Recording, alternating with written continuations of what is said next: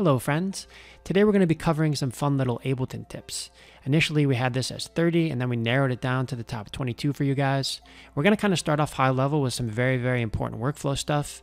Then we'll get into some more fun sound design stuff. We're going to talk about custom racks for finding your signature sound. We're going to talk about making mashups in Ableton that you can use for your SoundCloud or for your DJ sets. Before we dive in guys, just make sure you join our mastermind community below if you haven't yet. Ton of great EDMProd resources in there and a great way to connect with other people that are making music. So tip number one is an important one, and that is to build out and organize your Ableton clip library. So over here on the left, you'll see that this is what mine looks like for this year. And I hear sample libraries talked about all the time, but in my opinion, keeping an organized clip library is just as important, if not more important. So I've got this morning pad here. And we can just drag this in, right? We can just drag this into our pads folder for future use. So now we've got morning pad here. We could grab any of these other pads, which I've given pretty custom names. So when you're working on the fly and you're stuck, maybe you need some chords next. I've got nostalgic chords here. So this is all stuff from old tracks or maybe sound design sessions. Now I know that when I press notes, it's going to give me a nostalgic vibe. And so you can drag in MIDI, you can drag in audio, you can even drag entire songs or song stems into your project. So I need to update my folder here for this year, but this 40 Hypercube is an entire song. So I could just drag this into my project and then maybe take the drums or the lead or the FX and use it for the current song I'm working on. This brings us on to tip number two, which is to have what I like to call gold mining sessions. So if you're feeling a little uninspired or stuck, what you can do is just go through old songs and grab all the best stuff. So if I were to maybe drag in this entire track, hopefully Ableton doesn't crash, you can essentially do what I just showed you and grab the best stuff, bring it into your clip library. You can bounce some of it to audio and save it directly to your sample library. And this really is a good technique. You're pretty much guaranteed to finish your gold mining session with an idea for a new track, or at the very least, just some really good sounds for future use. And so now I have, as I mentioned before, the entire track here, this 40 Hypercube track. So if we wanted, we could go check out the vocal. 4-dimensional Hypercube. We could drag it into our vocals folder, or we could just put it into our sample library. This one is audio already in audio. And you could just do this element by element. We could just go for the drums, for example, and we could bounce it to audio. If you want to bounce an entire channel to audio, what you can do is just create an audio channel with Control-T. And then you have to set up the routing essentially so that you're grabbing the drum bus right here. So you just go to drums and then you can record.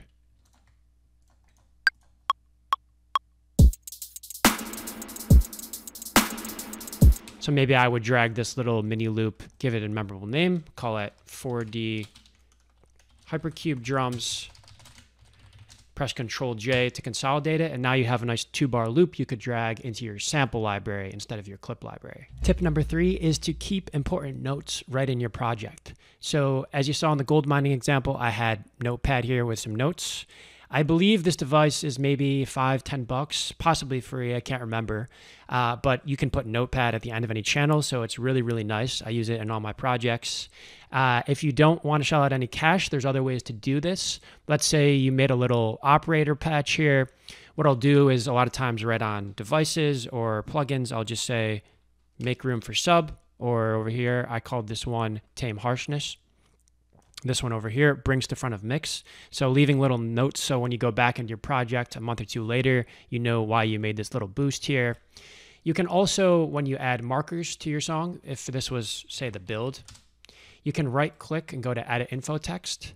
And my camera's blocking it a little bit, but you can add notes down here. You could say anything you want in the build, huge build. So on the topic of these little section markers, this brings us to tip number 4, which is track section names and notes. So very important to stay organized in this way. This is an old track. I think we're in Ableton 10 now. And I've labeled my intro minimal intro, ARPs and perks only. So now when I come back, 6 months later, I know that I want to keep this intro minimal. I might be tempted to add something, but it's pretty much good to go. I could even right click, edit info text and say intro complete so that I'd never touch it again. And so over here in the break, I've also left myself a little note vocal in front. I feel as if I were in the middle of an amazing brain. So when I go to the mixdown stage, these little notes can be helpful. Maybe I could even add a little marker here and say, add an info text, add extra shimmer to vocal or something like that. Going over to the drops, you can use simple names. I have drop 1A, drop 1B. Over here, I call this one naturey drop. Sometimes I'll label stuff by vibe. This one has some frogs coming to the front.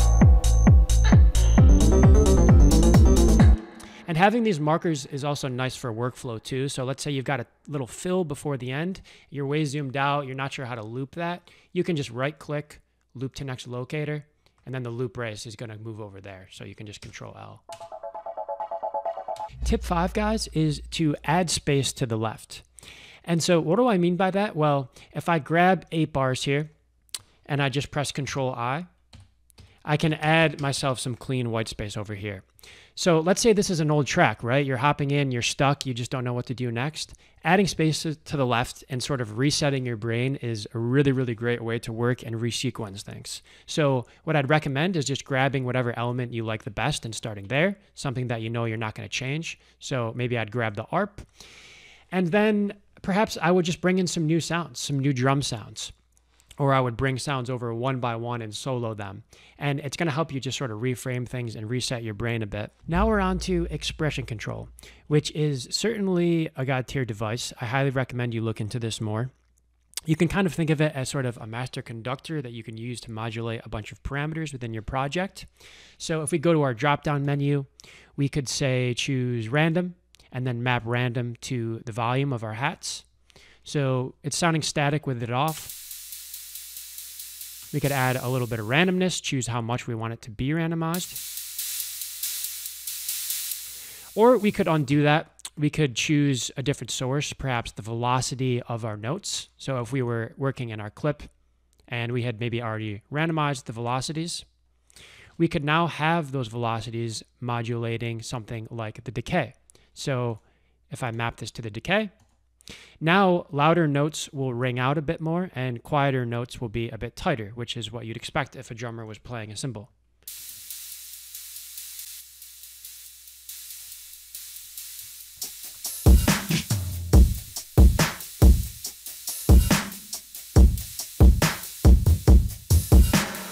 My next tip for you guys is to constantly save your defaults and presets. So let's say we were processing this a bit further. Maybe you find yourself always adding an EQ around here for cymbals.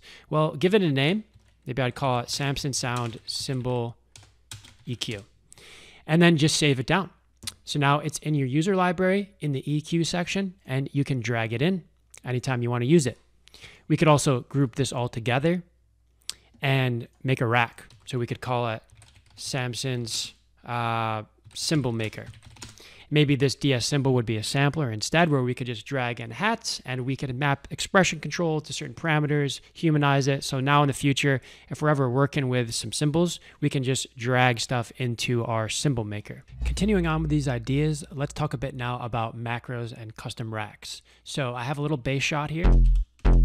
Let's say I wanted to cut out some of the lows. Maybe I already have a sub in my track. Well, I'm going to bring in EQ8. Now we've got the default setting, 130 Hertz here. You sometimes need 2 EQs in sequence to fully cut the lows where you'd like. So I'm going to add a second one. And now let's say I wanted to maybe change this to 80 Hertz. Then I have to change this one as well. Much faster to just group them with Control G and then add a 1 knob automation. So I can map this to here, and also the frequency of our other EQ. So now we just have low cut here, and we can just control the cutoff with 1 knob. Again, save this rack down as your low end cut. And you can get very creative with these macros and make your own custom racks. Right here, I have an old bass maker rack that I made where if I just drag in any sample to sampler, I can start making different variations of basses. So I have all these here mapped to different devices. So I've got reverb. This one distorts it more. This one makes it fade out. And so you can get very creative with this, right? And it's a good way to start finding your signature sound. Now, don't feel like you need to go absolutely wild with the macros and racks. A lot of times, just a one knob rack is going to get the job done. So I have reverb, delay, and amp here, which are all at 0% dry wet. And I've got a little clap snare build here from one of our EDMProd packs. Now, we could group all of these together again and just make a little one knob. So again, press these buttons here to open everything up. And we'll just call this one knob. Map it to the dry wet of each device, 2 and 3 on the amp. And so now you can see the dry wet's raising here. Now it's at 46% for all of these. You can also go into the options here of map if you open the browser, and we could choose the min and max values. So maybe we want our reverb to go to 100%. Maybe our delays will go to 40%. Maybe our amp will go to 40% as well. And then you can listen back after automating the one knob up over time, of course.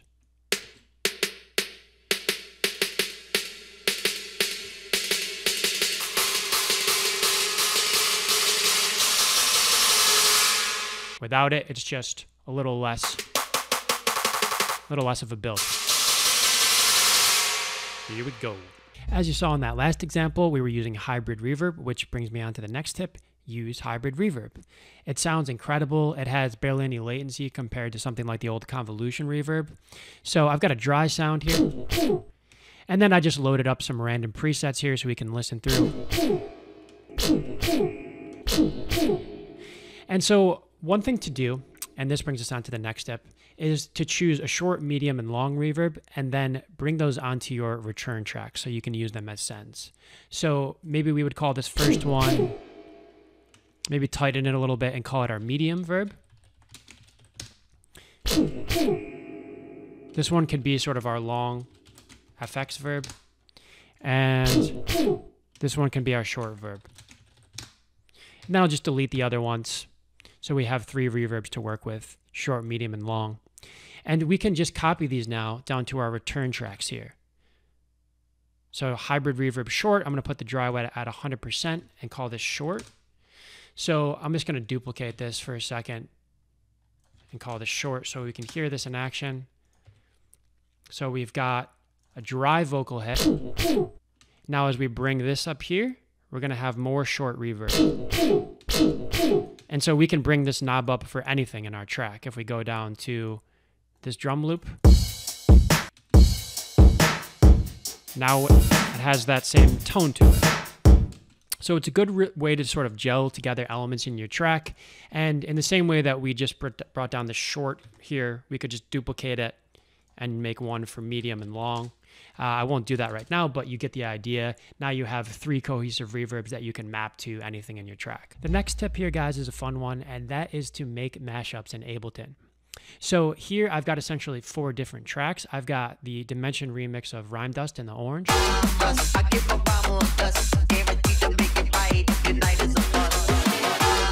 And then in the breakdown, I brought in an acapella. So I have the In My Mind acapella playing over Rhyme Dust, and also Steve Angelo's Payback is playing for part of it as well.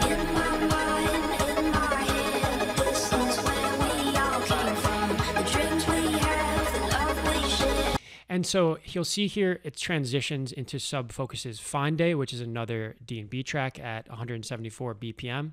And I've kept some of the stuff here. I have the acapella playing over here.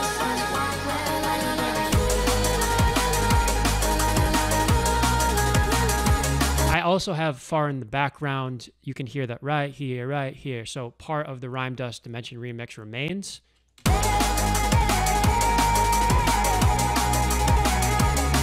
And so this is a really nice way to find content for your SoundCloud or for your DJ sets. And again, it's really not as hard as you would think, and you can get a lot more control by being right in Ableton. One more quick tip while we're still in this project, guys, and that is to not sleep on your master automations. So if we go down to main and we press A, we can see that the mixer here is automatable. So we could choose song tempo if we want. We could choose track volume, panning, global groove amount. And then we could go down from, say, 174 to 128 or so if we wanted to make some sort of custom bridge from the D&B version of Rhyme Dust to, say, the house version of Rhyme Dust, or vice versa. And then you could save that down in your DJ library in a folder called, house to D&B bridge or something like that. And so this tempo automation can be useful even if you're just working on, an original track. Maybe you want the build to go up crazy to, 200 BPM and then go back down. Sometimes it can be faster just to draw on the red lines and versus, pasting this over and then going like this and this and this. You could maybe just do a master tempo automation to save yourself some time. Now, guys, we're looking at slices in Ableton's Simpler. So I've got a little stuttery vocal here. I'm just going to drag it into Simpler.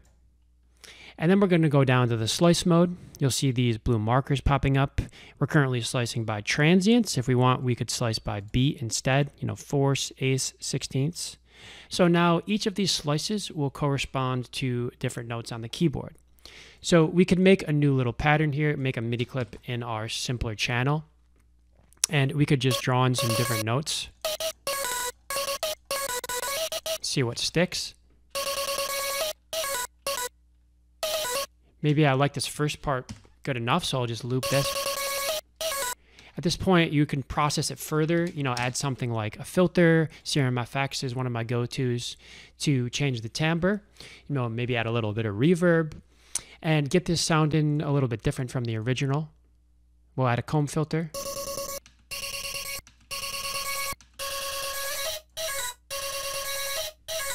And so now, as we mentioned at the start of the video, we could just bounce this to audio and save it to our sample library, but clip libraries are very important.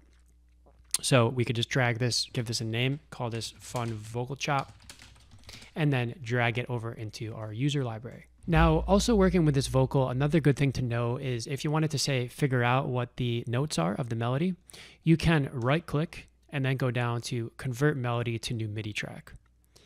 And it's not always going to be perfect, but it's faster than trying to figure out the melody yourself.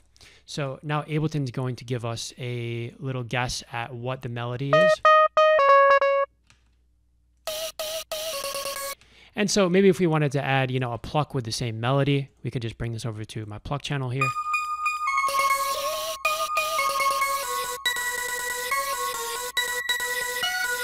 You get the idea, but definitely experiment with those. You can also do convert drums to MIDI track and convert harmony to MIDI track as well if you want to play around with that functionality. So continuing on with our simple little melody that we just extracted, wanted to mention the MIDI tools in Live 12 because they're very powerful. We have a full tutorial out on all the transform and generate tools if you want to check that out.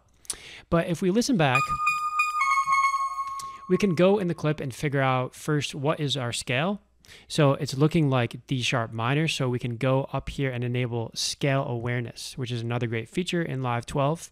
We can choose D sharp minor and see that all the purple lanes here are in fact showing that yes, we are in D sharp minor. And so now we could duplicate this. We could call this our main melody, duplicate it, and find a counter melody using one of Live's MIDI tools. So I'm going to go into the second clip now. I'm going to delete the notes from our main melody. And we're going to try the seed tool here. So we can set a range. We could say we want to go from D sharp 4 up to D sharp 5. And then we can just choose if we want sixteenths, eighths, quarters. We'll choose eighths and press generate. So now we have a little melody. We can just keep pressing generate according to those parameters. Maybe we'll increase the density so there's more notes. And now let's listen back with our main melody. Don't love that one, so I'm just going to keep experimenting. Maybe I'll choose 16th notes this time, and we will just keep generating. Maybe a little less density.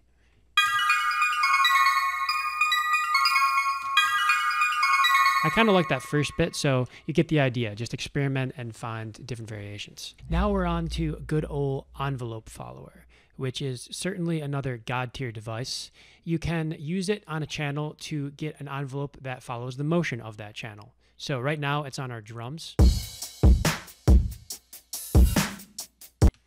And we could now map this motion to other things in our project. So we have a pad here sounding nice.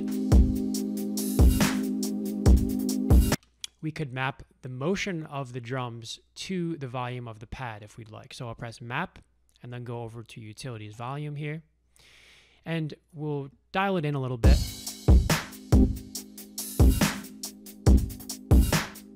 So you see the blue line going up, you can hear it cutting to the front of the mix when the drum transients hit. We could also do the opposite here. If we inverse the polarity, we could use it as a side chaining device so that it comes to the front when the drums are quieter. Sometimes take a second to dial it in,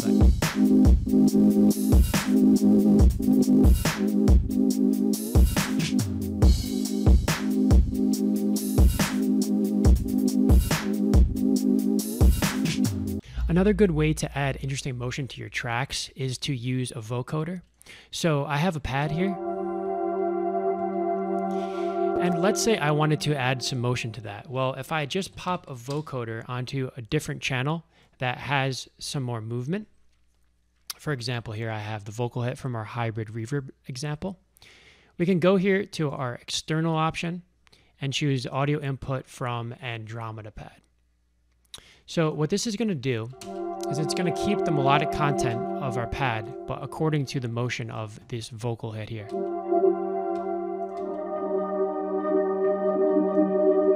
You can dial it in a bit with the release and the attack. Let's loop this here.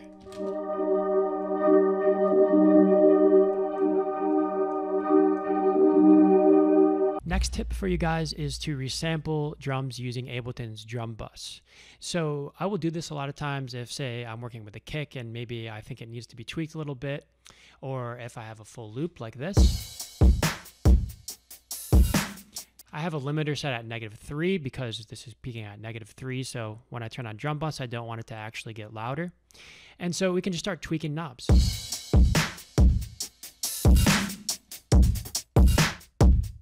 We can tighten it a little bit, add some crunch. We could go right into the sample and pitch it down a little bit, maybe a few semitones.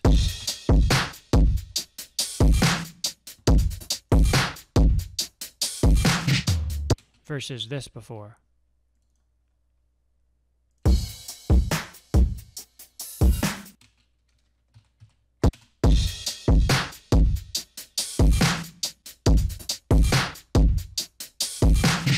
My next tip for you guys is to resample and resequence your entire project. So if you're ever stuck on a song, in the way that I was just working with this drum loop, you can do the same thing. Just bring the top stems from the track that you're stuck on into a clean project and give it individualized attention. Resample it, make some variations, maybe consider it replacing it altogether. And then this is going to give you a sort of a fresh slate when you go back to restart your track. You can then drag all these into your clips, go back into the project that you're stuck on, and then drag them in and sort of reframe things and think about your song from a different perspective. Somewhat related to that last point about resampling and resequencing, if you are going to do that, it's nice to know about take lanes, which are automatically created in Ableton every time you record MIDI or audio. So if I recorded a melody here, and then I recorded another one,